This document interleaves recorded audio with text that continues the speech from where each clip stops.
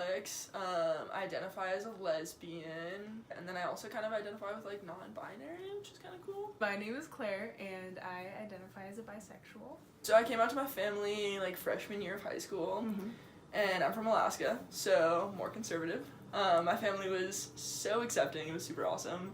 My friends were like really accepting too. I had some issues in the community with being accepted, like I had a coach in high school who was really homophobic, but other than that, it was chill. Like, I came to college kind of like questioning myself already, and so the friends that I met kind of already had an idea that I was questioning myself, and so me coming out was never like a surprise. And then I just came out to my parents like probably like a month ago, and they were really accepting, really supporting, and my brothers were the same exact way. My friends back at home were not surprised, and so like it's been incredible, honestly. Not really. I think there were a few friends that I was kind of like iffy about back at home, only because I know like their family's pretty religious, and we have some family friends that really go by the Bible, and so scared, not really, more kind of just like nervous overall, but not scared to the point of like I don't want to tell anyone. Yeah, I was scared to come out just because Alaska is a pretty conservative state, so that was like scary to come out to like my high school and to be like openly gay and like openly lesbian. Like, was kind of scary because we had like openly gay guys and they were pretty accepted, but there was not really any openly like lesbian people, so it was like pretty scary. Yeah, there's only like one situation in Boulder that actually happened while I was on the bus. It was definitely kind of like a shock of someone telling me that they didn't accept me because of my sexuality, but I didn't even know the guy, and so it was just really weird. But like everyone else here in Boulder has been super like accepting, and I haven't really felt hated. Back home, actually over the summer, I work in a motorcycle shop, and I was doing some stuff outside, and a guy drove by in his car, and he threw this like small little like car piece at my head, and he called me a fag. So like that was a moment where I was like, shit, alright, like that sucks. No, it really sucks. It's chill. Like, laugh it off, right?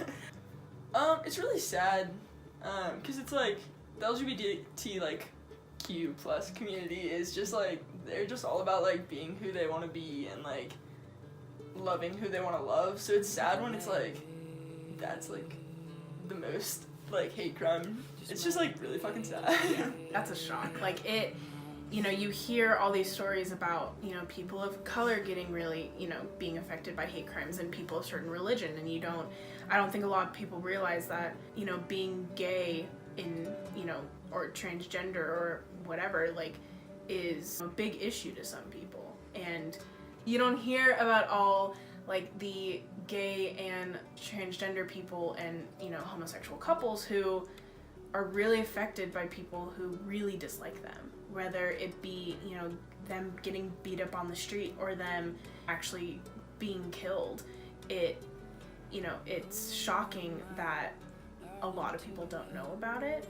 To me, like, it's surprising, but in a way it's not, because I feel like we still have a long way to go with people accepting people in the LGBTQ community. I think it's because, like, we're different, and I think when people are different, other people who have been stuck in their ways for a long time don't understand that, and so they get uncomfortable, and that kind of just turns into hatred. I think so. I think it is heading that way. Like, last year, there was, like, on one of the ballots, there was a proposition, and it was, like, basically an anti-trans proposition, and it was all about basically discriminating against trans people in the bathrooms. It was really screwed up, but the proposition did lose, and that was a big deal because it lost by like 4%. Not a lot, but it did lose. So I think that does show that like even in some very conservative states, like things are actually moving towards like change in a good way. So I think that's really I think that's a win. I would like to think there would be, but I think there's always going to be that one person that just doesn't get it, and they're just not going to, like it. I don't think there's ever going to be a point in society where, like, you're not going to find one person on the street who doesn't support that decision. They're still going to look at it as something that needs to be changed, or something that is not right, something that is not normal, whatever normal is, and I would like to think that, you know, in a few decades from now, there's going to be a lot more people that are very accepting of it. Getting to a point, though, in society where everyone believes is okay, though, I think is really unrealistic, but I think we can get really close to that.